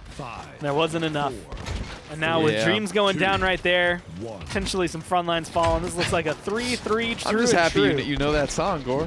That made me very happy. There's a fun meme for Pokemon Go. Oh, yeah? This has got 2 phones, one for the host and one for Pokemon Go. Oh, it was so good. Oh, I love it. Oh, that is quality content there, folks. It's a Monday. Yes, sir. I love it. That's funny. That's a great song, too. I like banging that one out. Slappadopoulos banging out these headshots, though, on these front lines. They got to watch their step when he's around. 18-6. The slash line continues to climb here for Kings. Dominance on the Pip. After this performance, man, I don't know. I expect to see more of it from him, to be honest. Yeah. I expect more teams to be looking at Pip. 5, 4, It's actually kind of surprised me that he, like him and Makoa, like that was what, 8th and 9th in this draft, and it's just those are 2 huge priority champions on a lot of maps and for a lot of players, and so seeing them kind of be looked over is one of those things. Like I expect them to make a big difference. Welshmania, I want to say it's 50-50 right now, right? Like no Ancient Rage right here. He's more than likely going to die, but when you look at the way Pip, like you had said, has been having an impact, I'm looking for where this Evil Mojo is going to go, where he's going to get aggressive, because he's been game-changing in some of the key moments. And a 3-3, that's when you need it. It's 30% up right now for Cyclone. Purely defensive dome shield as well, just to keep Bustdown in the conversation. They're almost swept off the table there. Evil Mojo comes out, burst damage is there. Slopodopolis has it lined up. Wild card finds a return kill. It's a 1-for-1. Cool Matt looking to get aggressive right here, comes around the corner and does actually find the kill, switches to fire stance, does not have that Inferno cannon ready, doesn't have a switch stance ready, but does have his glide if he needs to get out of there. But who needs it? He's just going to throw those fireballs. Unfortunately, caught by the Inara, but helps Bustdown come in, grab this point, take control. And so far, it's been a kill in a zone against Cyclone. That man can't be allowed to live any longer. Fanatics up in the shadow travel just to get the touch. Looks like Convergence is ready to go and available to the back line. What will it find? Looks like nothing. Well, Welsh does be able to come down, jump down, touch the point, and control a little bit, at least in terms of overtime. There's going to be Sputney, but a fire dragon's coming through. Not going to be able to find a lot, but it's 2 players on Cyclone. Make that 1 on the objective to fight back against all of Bustdown. They take that. They take the 3rd map and their 2nd point in the set, so putting themselves a step ahead of Cyclone right now. And I think part of it is the fact that they've got Cool Matt coming in, but I think they just look at like a different team than they did at the beginning of the split. Yeah, looking solid with Amani for sure. It's an 18, 19, and 6 or 7 Pip performance, but it was not enough to cut the mustard. Well, we'll have to see. Was Pip the reason that Cyclone was able to stay in that as long as they did? Is Amani going to be changing the stride of the game? Let's go to the desk, see if they can tell us. There are a lot of things to look at here, but a phrase that we have not been able to say up to this point is that Bustdown is 1 game away from beating Cyclone, and for anyone, not even just Bustdown. No team has been 1 game away from beating Cyclone up to this point. Next game, Bustdown take the win. What did you think? They sort of levied the question to us. Yeah. What were your thoughts on the Pip that game? Pip did a good job. I mean, Kings has clearly been playing well. I feel like just draft prioritization has been very odd from what I've seen visually. Dreams is having a fine time on the Ying. There's really not a lot of issues there. And we're seeing that Cool Matt's Imani is making a huge difference. And there have been 2-point fights, I think, that the Dragon really just secured the deal, especially in that last one. Once you see that thing coming out of the skies, you're like, okay, there's absolutely no way we're going to be able to contest here because it's 99.99, but we have to back off or die. And you know, I think that there's pressure to be put onto Cyclone. They're both good teams, so I expect this to happen. You know, Na'Vi will face an IP, and they'll 4-0 each other back and forth because they put different things under pressure, and they're both very lethal squads. But something's got to adjust here, I think, draft-wise for Cyclone if they want to get back into the set, and a little bit more identity coming from them in that play. No, absolutely. I agree with you wholeheartedly on that one. Your whole heart, Dave. Not even 90. My your entire whole heart. 100% of my heart. Wow. Agrees with you on that one. Splitstone Corey, I'm really trying to think over the past few weeks. Honestly, in all of our leagues, Splitstone's not necessarily been MIA, but banned out a lot, not necessarily gone to very much. So, kind of exciting to be able to jump back into that one. Vivian's going to remain banned. What are your thoughts on Splitstone? Maybe why it's been prioritized one way or the other? I do think that Splitstone is a map that is kind of fallen out of favor for whatever reason. I'm not inside the scrim minds of these guys, so maybe it's just not doing well in scrims. Maybe everyone's banning it in favor of some other maps. But it is nice to see it back again, so to speak, for the rerun, and hopefully that this gives Cyclone another opportunity. First picks have not been kind to them. They've not really won on any of their first picks, I think, unless Game 1 was a first pick, but I think it might have been Bustdown's first pick on that one. I'll check my memory, but the last 2, so to speak, have been Cyclone in this position. So yeah, they haven't won on any of their first picks. So now the con coming through, and a good adjustment here for them. Makoa's still on the table, though, and they're definitely going to lose out on the victor here. And something interesting to kind of point out from the last game, sort of looking through picks and bans, is how Atlas was neither picked nor banned in the last game. He's kind of been that one for one. You get the con or you get the Atlas through all of this. So not getting banned out again this time, still not seeing a pick through the first 3 here. Amani, though, going over to Cyclone. Atlas still around. Does that surprise you that maybe Atlas hasn't been picked up as much, or is that sort of a either we're good with them, we're not? It kind of hinges. I think these teams specifically have a potentiality to be okay with Atlas, but it's really more of the fact that I was curious if Imani would be the priority for them, and it seems like it will be. I feel like they know how to play Atlas fine. I just feel like what they've been doing is getting a lot of value from their earlier tank picks, like taking the Khan last game. Bustdown took the Khan. Cyclone favored the Makoa instead. Going back to some tried and true things might be where a lot of people default to. You know, when you're under pressure, you kind of go to what you know. You know what I mean? You don't try brand new things. So a lot of the times you'll see teams do that. In the sky. Speak of the sky. The sky is blue today. The sky is purple in the draft pick here for Cyclone. What are your thoughts on Sky? I like Sky here. Good mid-range and good pressure onto the Inara. Haven't seen the matchup between the Atlas. Relatively interesting, too, because a setback on the Sky almost spells certain death, especially if she's popped out of that invisibility. But there's a lot of question marks as to how the Time Bomb will interact with the Unstable Fisher. I believe it will destroy it if the Time Bomb is thrown into that. So there might be, or absorb it, so to speak. So there might actually be a really nice counterplay for Bustdown on Atlas. It's just going to be tough with the Tyra as the last pick because she's going to be able to mark her up in stealth, and that's going to be team-wide vision. That basically means Illuminate for free for everybody on the side of Bustdown. Do they do it? Do Bustdown take this one and send Cyclone their first loss? Why not? Why not? Sure. Evan says, yeah, we'll have to see what Bustdown say. We're headed into game number 4. We're headed into Splitstone Quarry. We're headed down to Nick and Gore. We went for a pose and then realized very shortly after we started it that the camera wasn't coming to us, so it didn't make a difference. I knew they weren't coming to us, but I wanted to like hit the bus down. Hit the bus down. There's the fist in hand. Do the bus down. Actually, I want that. I want that. I want it. What's it called? I want that over Pepper's gun instead. I want that song. Do the bus down. Do the bus down. And they got you doing. Oh man, it's all right, Dylan. Come on, now you got to pose. Yeah, you gotta get it in the moment. You know what? You don't get it at all. We'll do it if they win. I'm not a circus monkey that dances on command. I'm not a circus. Aren't we all though? Dance, monkey, dance. Do it for the camera. Do it for the Vine. Welsh Mania does it for the Vine. Unfortunately, the Vine does it back. He immediately takes it down. Ripped Vine, 2018. For sure. Shout out to that commander's grab. Back and forth, a nice map hazard kill, which is one of my favorite ways to see people go down on this map. And it is going to be Cyclone. As of right now, kind of in control.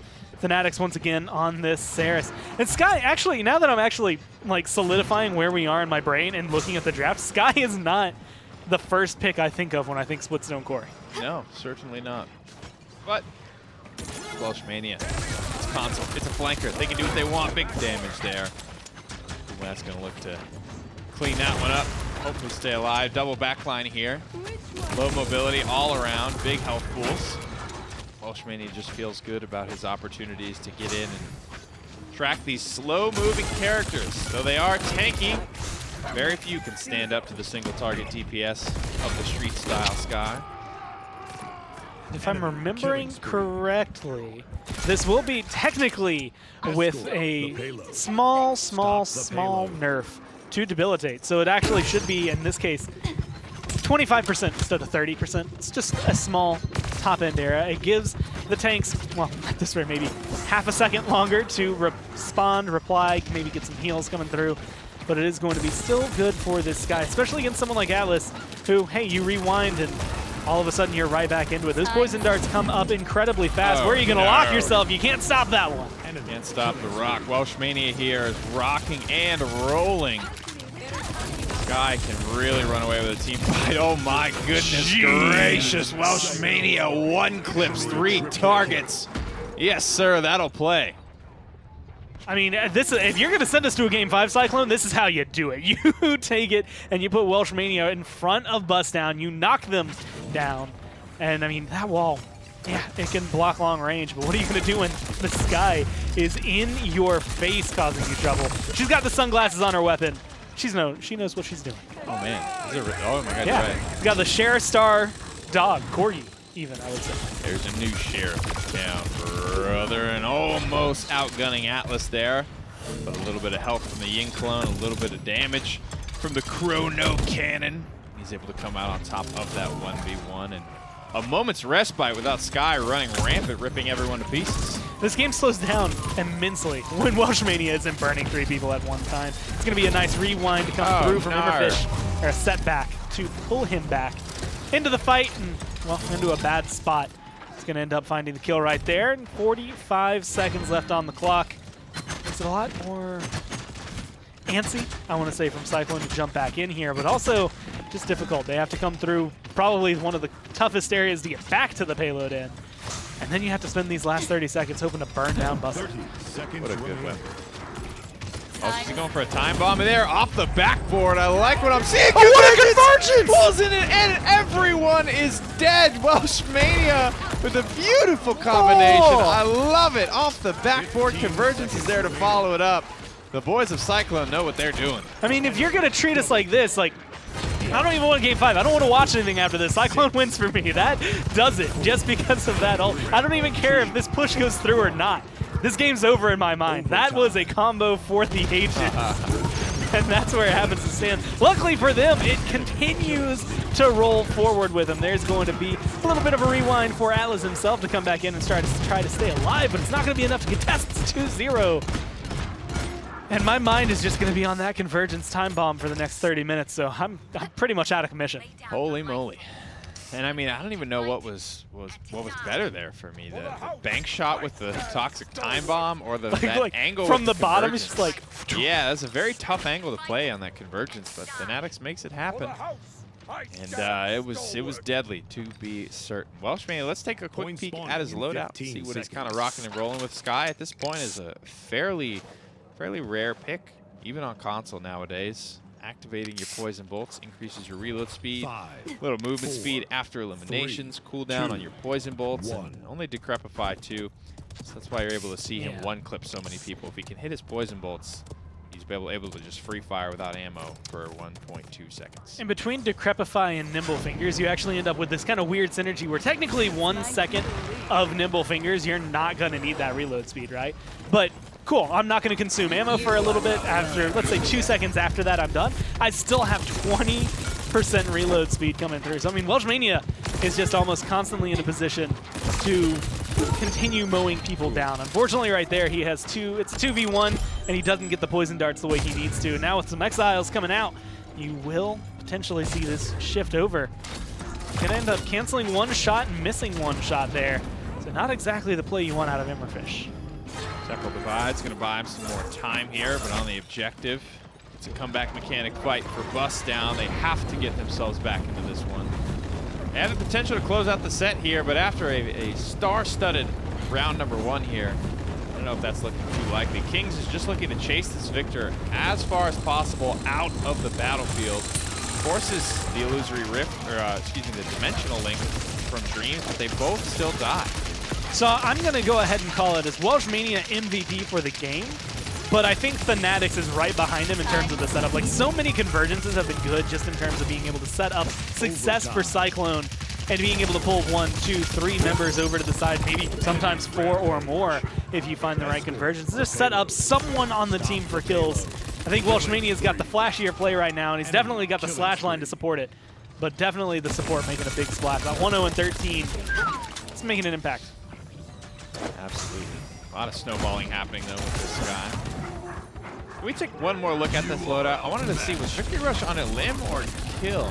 This more Victory Rush used to be on kill. Yeah, I think that was actually a change. I can't remember when it was made, but yeah, I feel like relatively recently. One of the things that it made it tough for Sky, any card that's on kill usually has to come with a big payoff, because it's tough to just assume you're going to be landing killing blows and things like last that. hit. It's a lot of movement speed, though, for a pretty long amount of time. Sky can leverage that to great effect. She doesn't have any innate movement abilities, so you got to move them legs quickly to make yourself effective as a flanker. You gotta run. Gotta run real good. Her entire gym day is just cardio, just trying to make sure she stays in it. Either way, it's looking pretty good so far from Cyclone. Nice little wall right there to come up and maybe set up success for Bustdown. They're still taking the fight on the other side. Coolmat goes down. You trade out with Smutney, but you have what you need. You have Kings, you have Welsh, and you have Fanatics. And I think those 3 together on their own can keep pushing forward. You don't even need to throw Slappadopoulos into the mix. Who, by the way, taking the fun flex onto the front line here and making a pretty big difference. You are not welcome here. I think Yui smells this one out. Thankfully, Welsh comes back around the corner, breaking line of sight of any follow-up damage. And it's still enough. The poison darts combination some of the fire from the energy crossbow. Critical kill. Here comes the barrage. Last chance, last hope to slow this one down. 46 seconds on the clock. But this payload is only about 3 ticks away from rolling in. Well, Emberfish bought himself a little bit of time. Unfortunately, immediately comes out. Now there's a dragon. Now there's a sky. Everyone ready to burn you down. You might have exiled him for a second, but it did not make the difference overall. 2 front lines burned out. That looks like one more cool mat kill.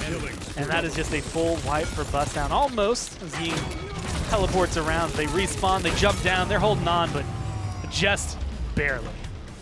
And a game 5 we shall get very quick there on Splitstone Quarry.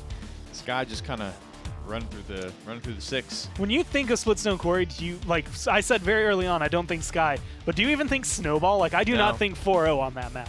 Not really. I think it's going hand in hand a little bit with one or the other. You don't really think of Sky, so when you see Sky, you don't really know how to play against Sky, so you get snowballed. Yeah. Well, I'm excited, I think, more than anything, just to see a replay of that Convergence time bomb, because I'm sure we're going to have that one. But we're going to have to watch that one from the desk, because they are ready to take away and tell us what went wrong for that game. I am ready, and I will take it away. Thank you very much. And some great plays on Splitstone Quarry. 4-0, they said it well. I mean, you don't expect a 4-0 on Splitstone Quarry. You don't expect a Sky to go through either. No. Was Sky the big difference maker in this one for you? Definitely, and man, that juicy combo with the Convergence. Was there a combo? I didn't quite... Yeah, right? I mean, our brains were exploded because of that one, and man, that's paid off for all the Saris picks in general. But also, you have Kings going 10-1. Let's not forget about that. The pressure of the Dragon changed so many close moments where the defense might have actually come through. It's just so much pressure. And this is what, that word that matters in these games. When you have someone who's distracting 2, 3, 4 members, or at least focusing their artillery, focusing their attention, or maybe focusing their defensive mechanics to get away from it, that's where Sky can absolutely annihilate you. She's most vulnerable when people can all look at her, because she can die instantly. There's no defensive mechanics. I mean, throw a little smoke screen, that's not going to stop you. But when no one's looking at her, that's where Sky really has the magic, and they put a great team composition together against it. Wasn't sure if the Atlas would be able to counter it out, but man, oh man, Welshmania did his thing. Showing us that they're willing to branch out even a little bit from kind of the standard types of drafts that we've seen here today. Welshmania, although we have seen Sky on console in the past, and it's been sort of to the same effect where it kind of catches the team off guard. I mean, Maeve has been the one sort of in the PPL to start coming through as one of those traditional flankers, but Sky, I think I've seen a good bit of in the PCL, and again, sort of to the same effect as we saw just there. Ice Mines is where we're headed to map number 5 here. Splitstone Quarry goes 4-0 in the way of Cyclone here. We're down to a best of 1. Whoever wins this one takes the set for the day.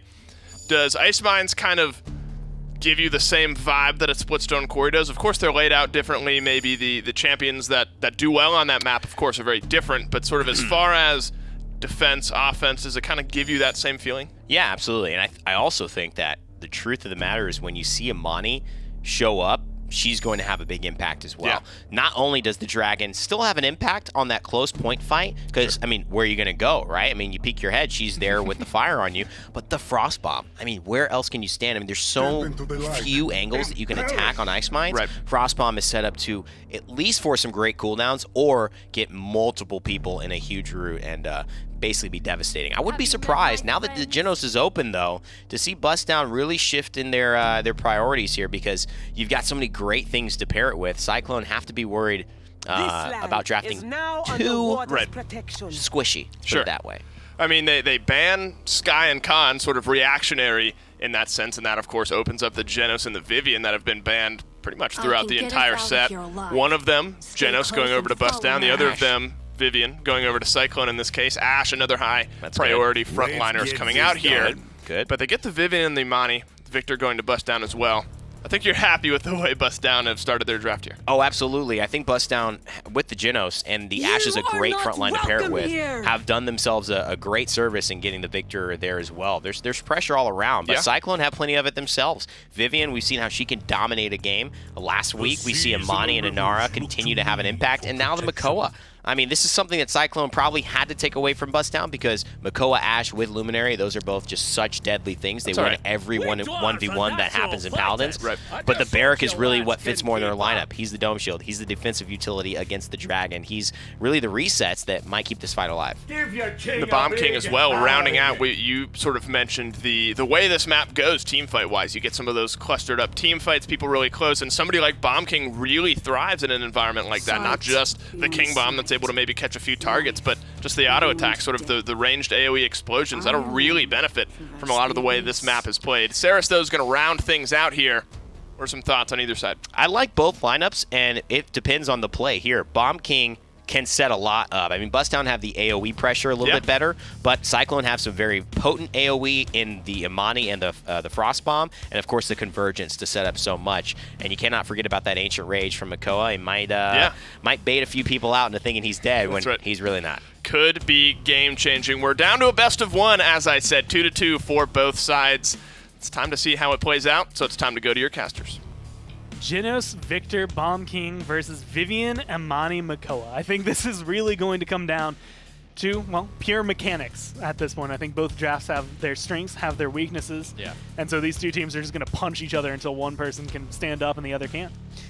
Well, we are going to get a winner after this one. Game number 5. Guaranteed winner. Guaranteed. I can say that with the utmost confidence. We rock out our way to Ice Mines. I cannot wait to see which way this game goes. This is a true map. It does not lend itself to snowballing, despite the climate. You like that one? I want I've been a game sitting mode. on that one for a long time now.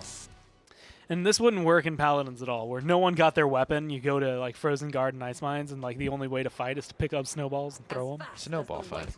Snowball fight probably would be incredibly long lasting. They'd have to come up with new rules, or those snowballs would have to do immense amounts of damage. Yeah. Pick or choose. Yeah, they would.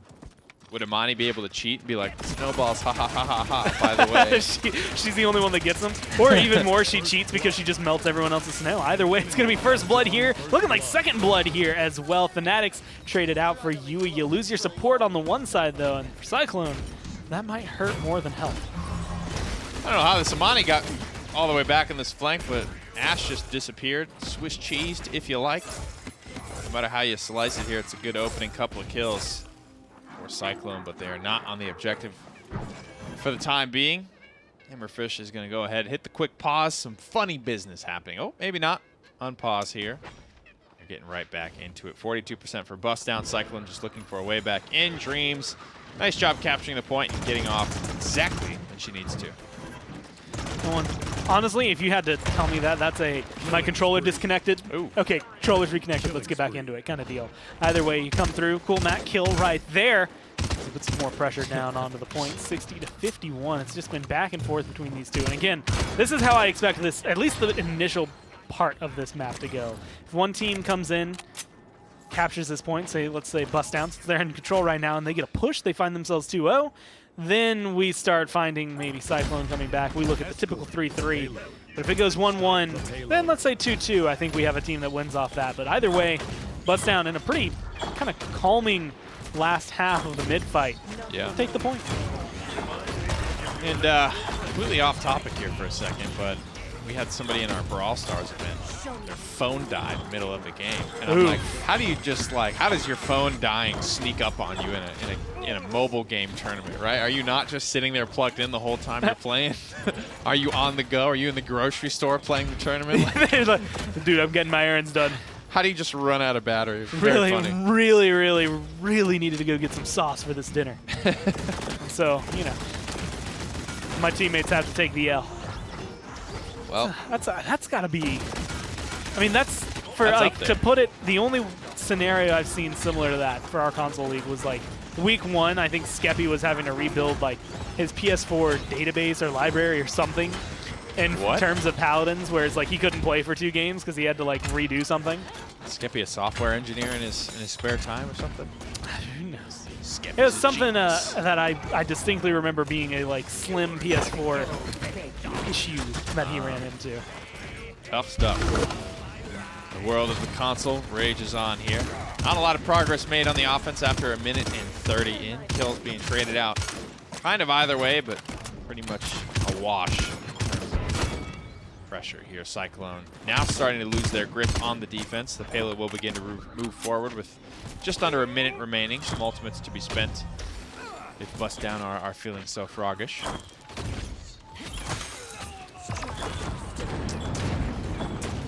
There's going to be a barrage coming down, trying to be able to reclaim some ground. You have a King Bomb ready to be able to move forward, but it is going to be kind of separated overall. 30 seconds left. The payload's still moving, but it looks like the members that are trying to move it might be falling down just a little too quick. You trade out 1 for 1, Emmerfish for Smunny, but there goes Cool Matt. And that, admittedly to me, is some of the pushing power. If Wildcard goes down, then I feel like this one's finally in the grave, and that is going to be Slopodopoulos giving him the Sentinels. Slop was ready for him, for sure. Vivian, 10.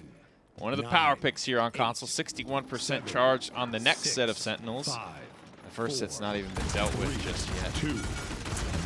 It was pretty quick to charge as well. You can see just about half a clip dumped out there for 5%. 1-1 on the scoreboard now. Fairly standard loadout here. Extra health, extra movement speed is definitely the way people tend to go, I think, without a doubt.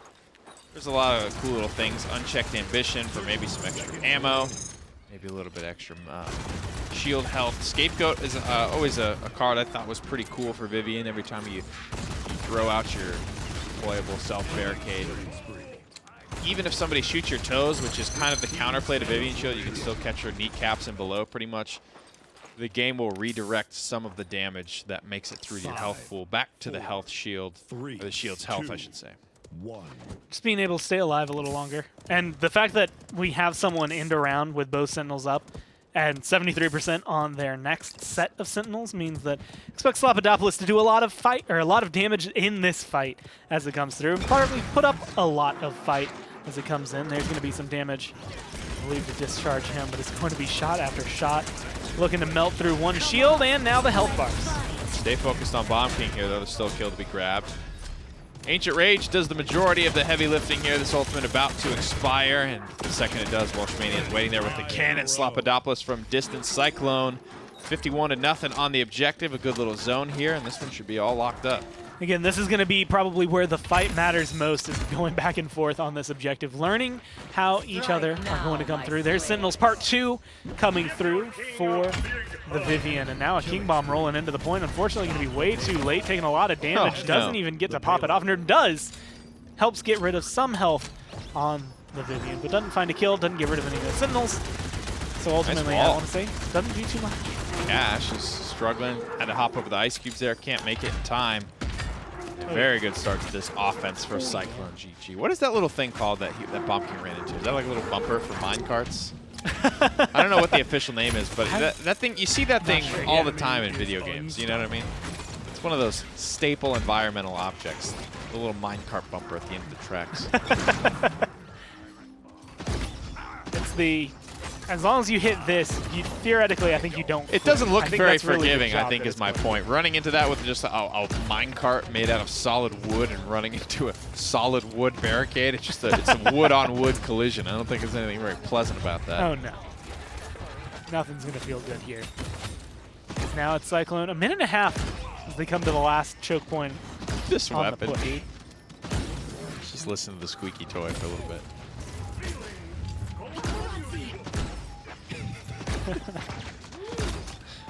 Get your street style skins available now in game. I mean, look. So first off, look inside the cannon. There's some nice little like disco lights going on around, and also I don't think it showed off. First off, there's the chicken on top that is also dabbing on the side. Also one of the sprays, and I think the death stamp that came with a lot of these. Damn, but you're just hyper aware of all the little nuances of these weapons. I got it all. Actually, no. This one was one of my favorites because of the chicken. But it's also like it leaves like a paintball-esque like blast when it's shot into like a wall. I don't think we've gotten to see it, but like that's one of my of the weapons. I think this is my favorite weapon. Well, it might just be because of the squeaky. Might just be. There it is. Controlling the high ground here. Important for Emmerfish. Chunking away, running a slug shot as well. Has to make a decision now. Do I jump down and contest this payload, or let Inara continue to push this and try and take a 4v5 fight while she's busy doing that? I could be elsewhere. Putting pressure. Slopodopoulos skirts the time and space, takes down Cool Matt as well.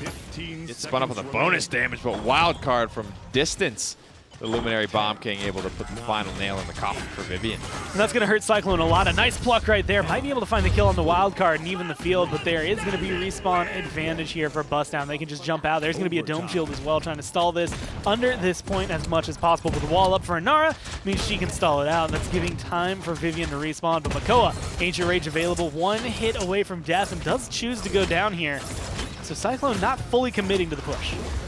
There it is. Shoulder bash, I don't think quite hit either. Looks like he got rooted out there, and though Bustdown does hold the defense, Kings feels good about that little interaction, rooting out the shoulder bash. Not an easy feat. Very fast-moving ability once it gets spun up. 0-6 for Sputney on the Inara. Tough stuff there, but part of being a point tank, you got to take it on the chin sometimes. Meanwhile, I think it was, what, 10-1, 10 and something there. Yeah, 10-1. For Kings, so, or for Vivian, I believe, coming into it. Like, there's a lot of good slash lines, I guess is the better way to word it. 10-2 for Slopodopoulos. 6-1 for Kings, putting the two of them together. So both of those just having such a huge impact so far for this entire engagement, this entire fight. Coming into this round, a Dragon's ready, Sentinels are ready. You're going to have a convergence. You have a seismic crash. Well, actually, everything except a dome shield and a through time and space. But Cyclone, I want to say just out of all 5 of them, like every single one of those ults feels like it's going to impact the fight. Yeah, with 4 bulldozers online, though, I don't know. It's going to be tough for Kings to get value from the Dragon. Seismic Crash comes out, stuns at least 2 there. Bomb King trying to stay alive, trying to rotate out of this fight. Panic Wall goes up. Smutney walls himself into a corner. But Dreams is still able to find the angle and get the kill. Well, they get the kill on the Cool Mat and Emberfish and Wildcard there. Now you're going to get a little bit of emote action coming down from Kings as he sprays his fire out and now sets forward. Potentially go for the zone. Didn't use the Dragon, didn't use the Ancient Rage. So if you're looking for a zone, this seems to be the right equation to be able to come through. The Dragon flying overhead, like you said, 4 bulldozers. It's not going to last long, but it doesn't have to. It's just meant to make you a little worried about coming through certain avenues. Just second-guessing your decisions here. You can see the damage pumping out about 1,200 Oh, and it still gets the kill. Onto that Dragon, and it is good. Now it's good. Just set themselves up for success. You could see the Frost Bomb kind of hovering on the wall, waiting to see if it would need to be rooted. But it doesn't matter. Kings is just throwing out ice whenever he can. Slopodopoulos is just burning down whoever stands in front of that rifle and those Sentinels. And it's another point here for Cyclone. A little Shadow Clone Frozen Jutsu for the boys, you know what I'm saying? Whatcha? It's the best thing about Amani is her Karate Kid auto attack animations. And I won't hear any other arguments. That's why she'd be good. That's the best thing. Ooh, that's a great Frost Bomb there. Some follow-up shots to boot. I wish the clear casting mana bar worked on spectators, so then I could know when the double chops were coming, you know? Should be pretty soon. Is it so much to ask, or? Not so much to ask, but we'll get it. We'll get it one day. We'll get it in there for you now. Okay, thanks. That's actually Cyclone. That's 3 kills right now. They're 1 minute and 30, but they don't even need it. This payload is walking on in. I just sprinting by. Just occurred that they are coming through. It only took them a minute to get here. There's going to be a King Bomb. That's going to get rooted. That's going to be a victory. Oof. Cyclone that was such a long push the last 2 times it's gone through. I expected there to be way more fight, but they were just 1 kill here, 1 kill there, 1 kill here, and just kept it rolling. I think Inara's done a really good job at staying diligent on the push, even though she was like, what, 0-10 or something like that.